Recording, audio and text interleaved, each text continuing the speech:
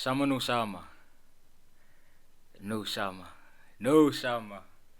We have a new light heavyweight champion of the world, Magomed Ankalaev. It's Ankalaev time. It's Ankalaev time. I knew it. I knew this was gonna happen. It was so obvious, man.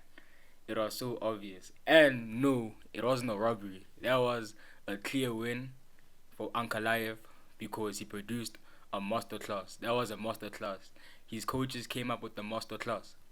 That was a beautiful performance from Ankalaev from the first round to the fourth round. Beautiful. I've always said that the best way to beat Pereira is by fighting fire with fire. That's literally it. If you give him way too much respect, he will kill you. He'll walk you down, kick your legs, and then hit you with the left hook. How many guys have fallen victim to that? Strickland, Jamal Hill, Prohaska twice, Khalil Roundtree. You see, although Roundtree did kind of fight fire with fire, but he got tired, and then Pereira beat him up. But today, Ankalaev was almost flawless, man. He fought fire with fire. Like, man, what a performance. Like, I'm so, like, literally, this is how I judged it. In round one, Pereira won because, like, he gave him leg kicks, doing the damage. Ankalaev had good defense in other areas, but especially in the head kicks. But yeah, Pereira took it with the leg kicks, and Ankalaev didn't do much. Second round, Ankalaev, like, he woke up, I remember his coach telling him, like, wake up, man. He woke up, started piecing him up, started getting inside, getting inside the lead hand, pieced him up, he tagged him. The leg kick defense was better. Yeah, he kicked Pereira back in the legs, in the body. Clear. Round three was, for me, the closest, or round five. Between the two, I think round three was the closest. Yeah, Pereira was still landing leg kicks, and he landed a good combo.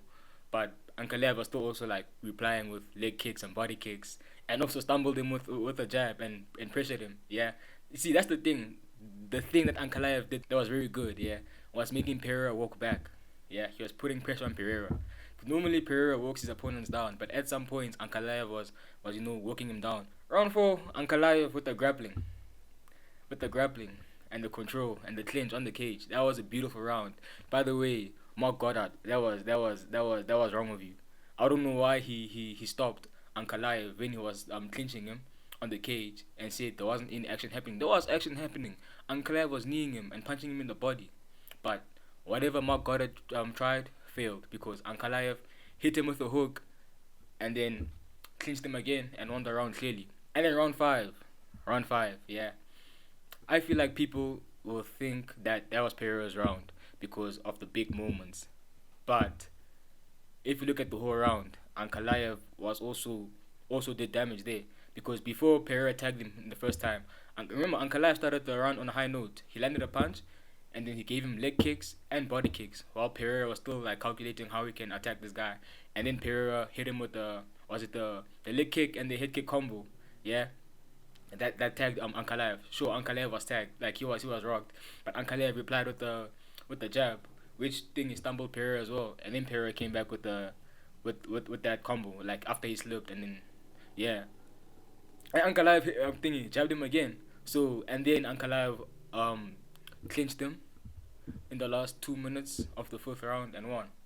So that was enough. Personally, that was a good performance by Ankalaev.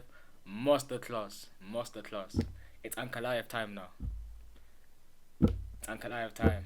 If you feel like that fight was boring, go watch kickboxing, bro, because that was a pure MMA performance by Ankalaev. Pure MMA. He mixed the martial arts, literally. So I don't get people who are gonna try to call this guy boring or the main event boring. That was a proper fight. That was proper. Well done, Ankalaev. Alhamdulillah. Yeah.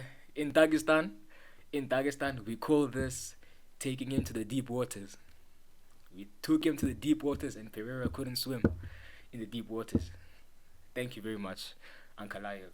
So what does this mean for Pereira? Personally, I think Pereira should go to heavyweight. He'll definitely get a title shot there against the winner of Aspinall and John Jones.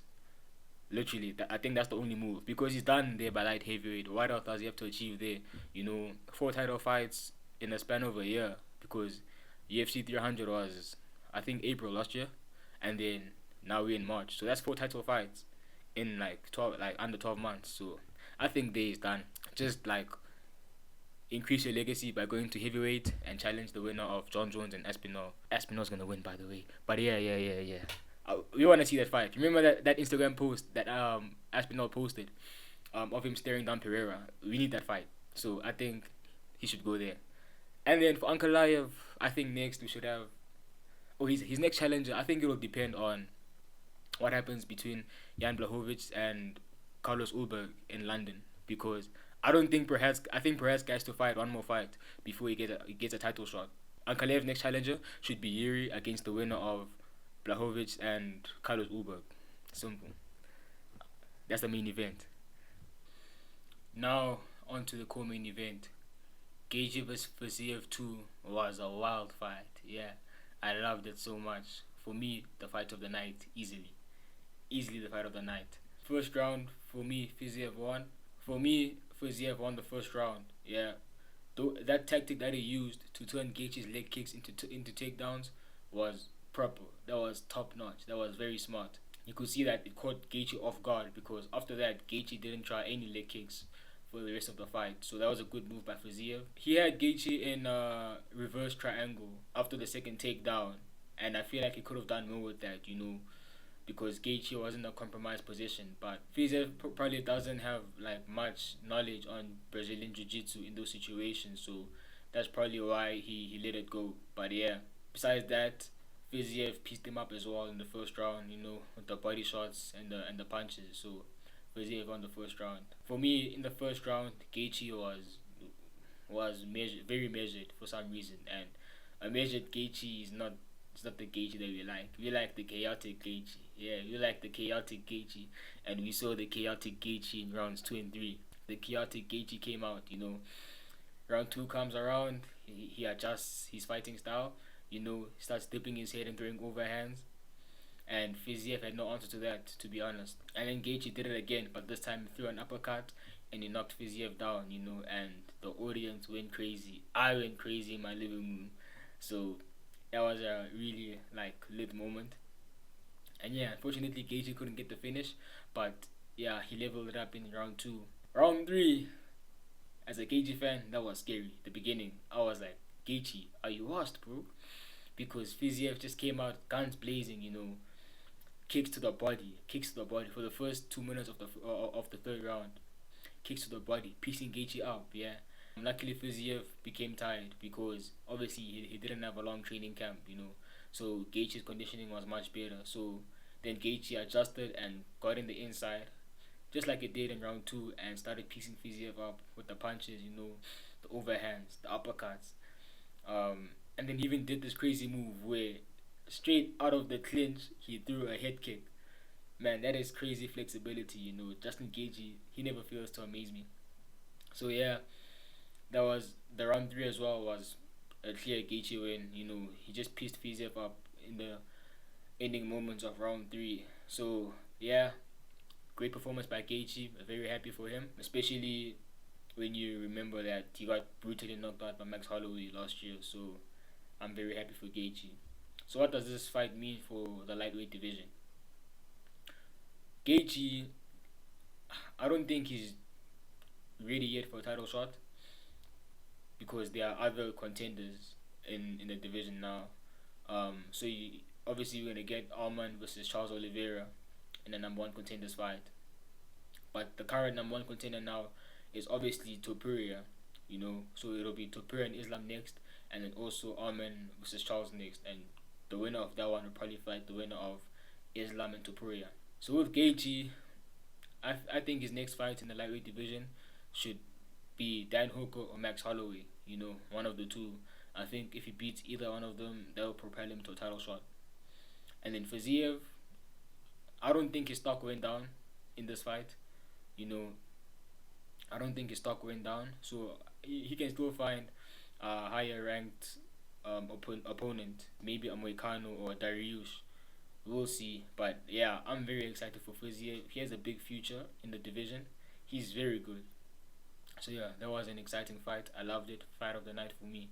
And then we have Bahamondes versus Turner. That fight was I enjoyed it, but it was weird because, to be honest, I expected a 15-minute, 3 round absolute war between the two. Yeah, because they both like good strikers, especially Bahamondes. And I expected Bahamondes to win, of course, because he's very good. He really impressed me at UFC 306 at the Sphere. He started the fight well, you know, on the feet. They both came out swinging.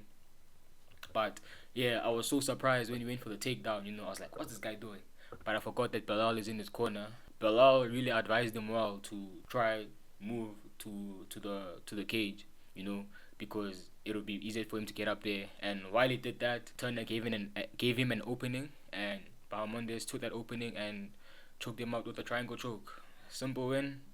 Nice, Bahamondes. Welcome to the top 15. I'm really excited for him, for what he can do. He's very good. He's very good. The new lightweight prospects are very good. I'm gonna make a video on the new prospects because that division is gonna be on fire for the next few years for sure. And then Yasmin, Lucindo, and Lemos. That fight, I prefer really not to speak. If I speak, I am in big trouble. Shout out Jose Mourinho.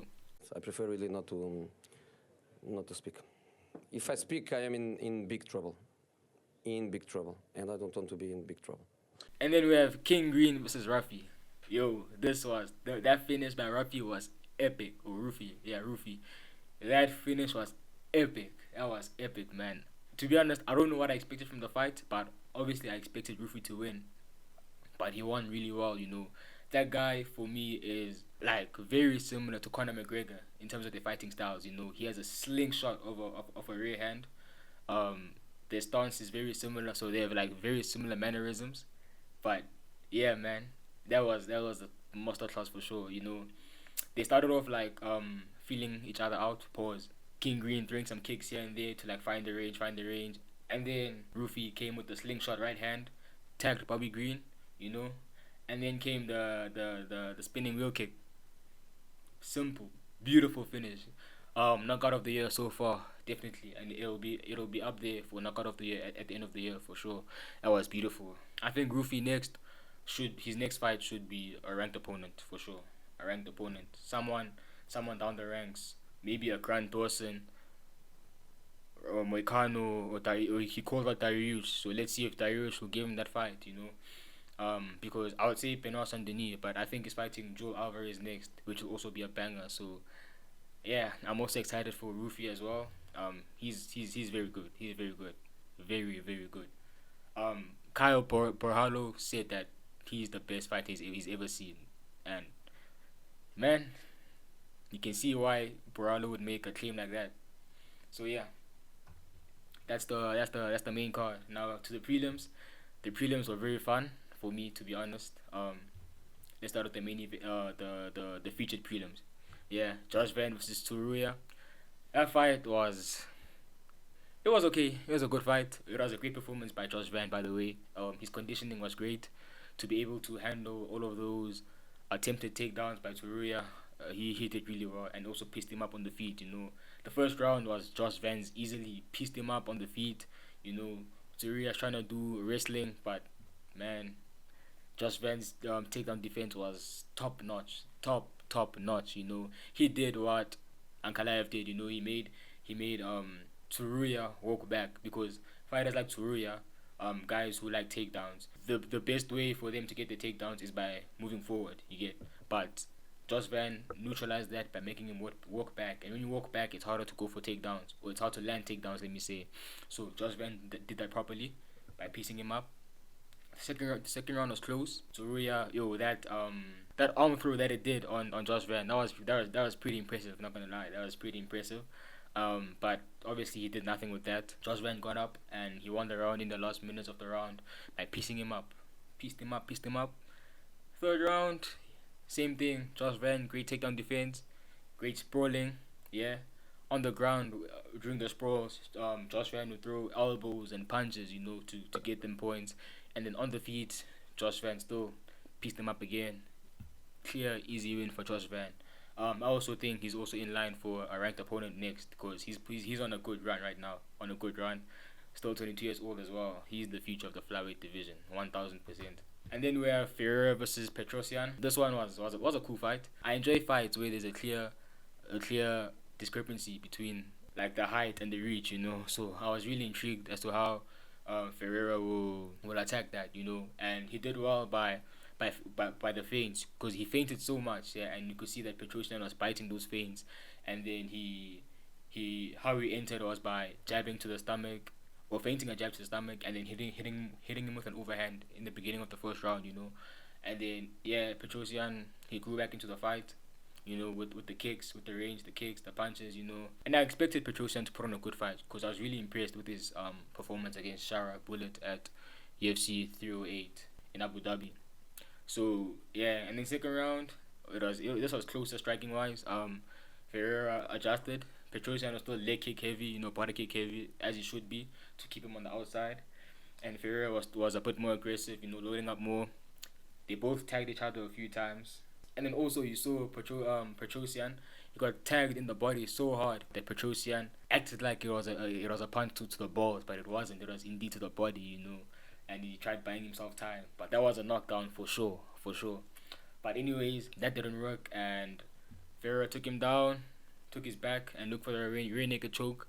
But then yeah, he then did a nice transition to the armbar and won. Simple jiu-jitsu, beautiful jiu-jitsu there, So that's good. That was a good fight to watch. Morono versus Leo. That was a war. That was a war from the first second. They both came into the fight swinging. Yeah, they both came into the fight swinging. Morono with the leg kicks and the swinging as well. And then Leo, that Muay Thai was a work of art. Yeah, that was a work of art. The Muay Thai, the clinches, the elbows and the knees and the clinches. Yeah, that was beautiful. And then it became like a dog fight as well, because Morono was still landing, the kicks and the punches. And then yeah, it kind of looked like a bar fight, And then but Leo's body work, it paid off. The knees to the body, the punches to the body, it paid off. It paid off a lot, because now Morono's hands were going down because of the body shots, And then yeah, Leo walked him down and got the TKO. Simple win. Beautiful Muay Thai. Hit him in the body. The body shots paid dividends.